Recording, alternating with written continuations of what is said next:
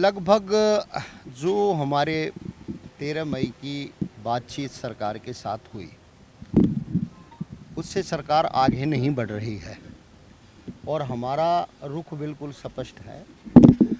बगैर रेगुलाइजेशन सफाई सीवर और जो फायर के ड्राइवर फायरमैन हैं अनुबंधित आधार, उनको बगैर पक्का किए सफाई सीवर का ठेका सरकार अन्य कर्मचारियों की भांति ख़त्म करे, उनको विभाग के रोल पर करे, समान काम समान वेतन दे।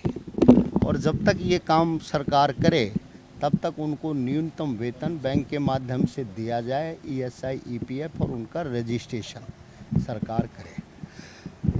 सरकार ने ग्रुप डी की भर्ती 2018 में भी की, 2026 में भी ग्रुप डी की भर्ती प्रक्रिया सरकार शुरू कर चुकी है, लेकिन उसमें सीवर सफाई कर्मचारियों को स्थान नहीं दिया।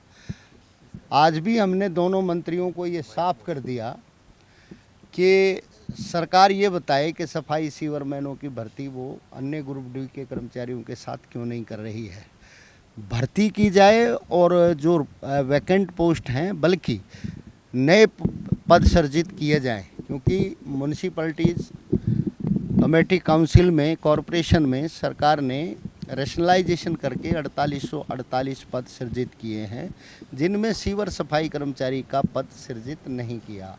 हमारा इस पर विरोध है और मुख्य रूप से कच्चे सफाई कर्मचारियों की रिटायरमेंट पर उनको रिटायरमेंट बेनिफिट, फायर के कर्मचारियों को वर्दी और रिस्क अलाउंस, सफाई कर्मचारियों को भी रिस्क अलाउंस सरकार दे और इसके अतिरिक्त जो 17 मांगों पर सहमति बनी है सरकार उनके पत्र जारी करे। सरकार हमारे से आज समय मांग रही थी कि हमें 30 सितंबर तक का समय दिया जाए। हमारा जवाब ये था कि सरकार ज़बानी मौखिक बात हमसे कर रही है और इसका कोई सरकार की ओर से लिखित पत्र नहीं है, इसलिए हम जो हमने कॉल 6, 7, 8 अगस्त को हड़ताल की है वो हमारी जारी रहेगी। हम 8 अगस्त को अपने राज्य कमेटी के सभी नेताओं से एक बार बैठक करके हड़ताल के बारे में जानकारी लेंगे और इस हड़ताल पर आगामी फैसला करेंगे।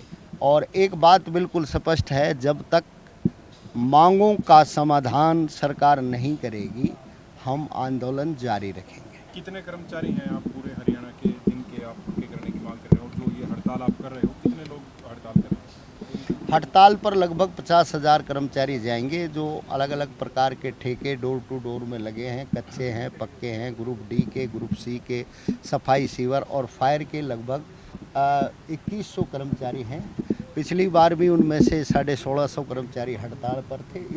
अब की बार ये संख्या बढ़ जाएगी और निश्चित तौर पर सरकार केवल हमसे बातचीत करके हमें बहलाने का काम कर रही है, जो नामुमकिन है, क्योंकि सरकार ने हमारे साथ में सामाजिक भेदभाव किया है। सबका ठेका ख़त्म करके हरियाणा कौशल रोजगार निगम पर करने का सरकार ने 30 जून 2022 को फैसला कर दिया था। फिर सफाई सीवर का ठेका क्यों नहीं ख़त्म हुआ? और जो ठेका किया गया वर्क आउटसोर्स और ऑपरेशनल मेंटेनेंस का, उसमें सफाई कर्मचारियों को 7,000, 5,000, 6,000, 10,000 तनख्वाह देना, उनको कोई किसी तरीके का ईएफआई और ईएसआई का लाभ न देना और उनके साथ में ठेकेदारों द्वारा अमानवीय व्यवहार करना, प्रताड़ित करना बिल्कुल अब हमारे सहन शक्ति से बाहर हो गया है। और हम चाहते हैं कि सरकार अन्य प्रदेश के निवासियों की तरह और अन्य काडर के कर्मचारियों की तरह हमें भी तमाम सर्विस बेनिफिट दे और हमें भी समाज की मुख्य धारा में जोड़ते हुए ठेके को ख़त्म करे, हमारी नौकरी पक्की करे और सफाई कर्मचारियों की भर्ती ना करने का सरकार कारण बता दे। जब तक सरकार पक्की भर्ती नहीं करेगी ये आंदोलन जारी रहेगा, चाहे हमें इसके लिए कितनी बड़ी कुर्बानी देनी पड़े। बिल्कुल 100% जारी रहेगी। खाली हाथ जा रहे हैं तो बगैर खाली हाथ तो हड़ताल बिल्कुल जारी रहेगी। कर्मचारी बताए हैं, इसमें कच्चे कितने हैं?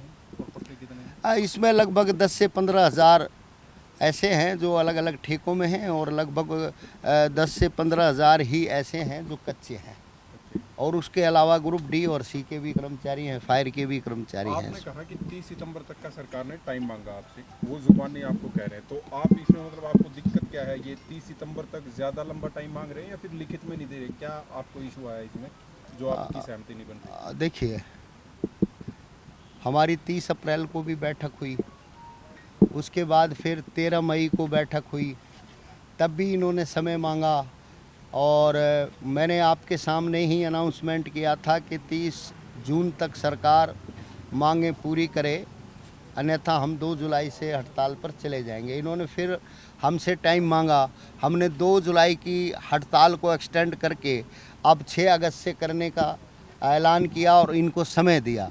तो कितनी बार समय मांगेंगे?